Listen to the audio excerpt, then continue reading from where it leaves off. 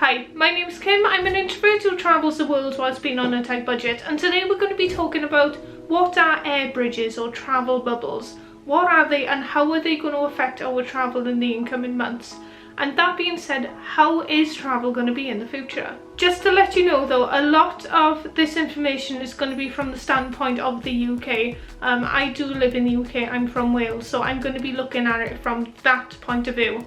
But some of these points that I'll be talking about will be relevant for international viewers too. So what is an air bubble or travel bridge or whatever you want to call it? Basically, it's an agreement between two countries to have mutual travel between them without a quarantine period. At the moment in the UK, every country that arrives into the UK needs to have a quarantine period of 2 weeks. This is looking at being changed on Monday. We're going to very soon hear what countries we're able to travel to and from, mainly back to the UK, without having to go into quarantine. So the UK government still haven't announced what countries are able to travel to the UK without having to go into quarantine.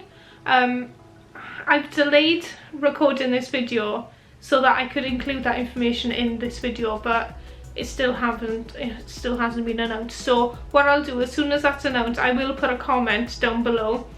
You'll be able to see the list of the countries that unfortunately I can't see them in this video, but I can at least direct you down to the comments so you can, I'll pin the comments so you can see it there.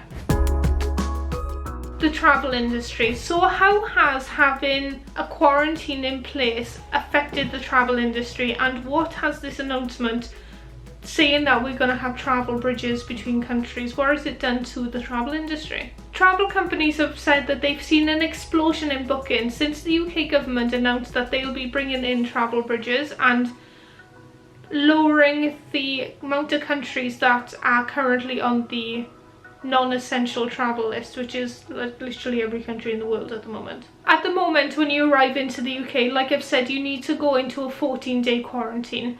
They're hoping that some of these travel bubbles will be between Greece, France, Italy, but we don't know at the moment. There are hopes that this will come into place starting on Monday, July the 6th. TUI have been very vocal about their anger towards the UK government when they first put this quarantine in place. TUI have said that the introduction of travel bridges is a huge step forward, and they're really happy that this is something that's going to happen. TUI have said that they've seen a 50% rise in bookings between this week and last week, with Spain and Greece looking to be the most popular destinations this summer. And lastminute.com have seen an 80% rise in bookings.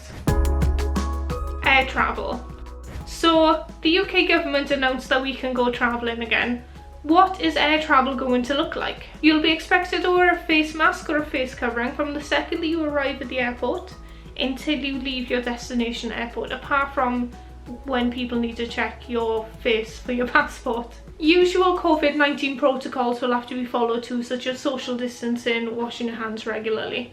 You'll notice that the staff at the airport and also your flight attendants will also be wearing face coverings. Protective screens will be in place in many points that you'll come into contact with staff, such as check-in and boarding. Common areas such as touchscreens and handrails will be cleaned more frequently, and also there will be specific PPE bins for you to dispose of your face masks and your gloves in. There will be hand sanitation stations placed around the airport, and you'll also hear an increase in tannoy announcements reminding you about social distancing and hand washing. You may notice that some seats will be unavailable for you to sit in. This is to help promote social distancing.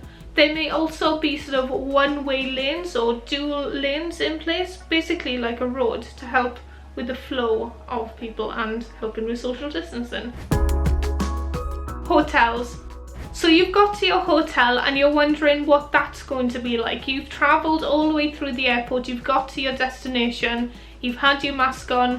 What's your holiday going to be like? Rooms will be meticulously cleaned and disinfected, and common touch points will be cleaned even more regularly. If you're staying on a resort that has a pool with sunbeds, you'll see the sunbeds will be further apart than you're used to. Activities requiring team sports will also be banned this summer, so you won't be playing football, basketball, water polo this summer, unfortunately. Although recommended, some hotels won't require you to wear a face mask, but this will be dependent from hotel to hotel, so you're going to have to see what the rules are for the one that you're arriving at. Also, hand sanitization stations will be available throughout the hotel for you. Coach travel. So it's not just the airline industry that's starting to come back, it's also coach travel and coach holidays. They're going to have things in place so that they can start traveling with people too. So what are they planning on doing? Many coaches will have multiple hand sanitization stations on board. These will usually be at the entrance/exit of the bus. So if the coach that you're traveling on has 2 doors, one in the front, one halfway up, you'll expect to see hand sanitization stations at both. In England at least, it's mandatory for you to wear face coverings on public transport, and this will be the same when you're travelling by coach. When you have these face coverings on though, you won't be able to eat or drink on the coach, so just be aware of that. There'll be no eating and drinking on coaches. Boarding a coach may look a little bit different now. You'll be expected to load up from the back and then empty from the front, so boarding the coach may take longer. And as it is at the airport and on planes too, there will be some seats that will be empty. This is to help with social distancing. You may also notice that the drivers have PPE on too.